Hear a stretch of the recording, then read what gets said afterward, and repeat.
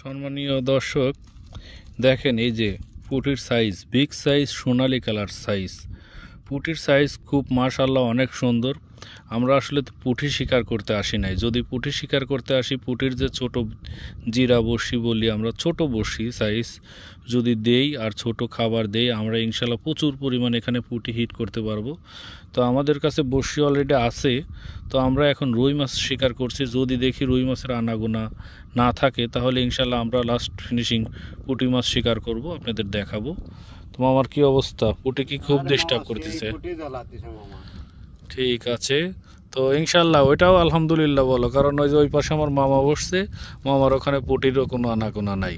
আমাদের এই চারে প্রচুর পরিমাণ পুঁটি লাগছে এবং এইখানে বড় মাছও আসছে, এই যে বুরবুর করছেন। তো ইনশাল্লাহ আপনারা আমাদের ভিডিওটা পুরোপুরি দেখতে থাকুন, ইনশাল্লাহ আমরা এখান থেকে আজকে মাছ হিট করব ইনশাল্লাহ।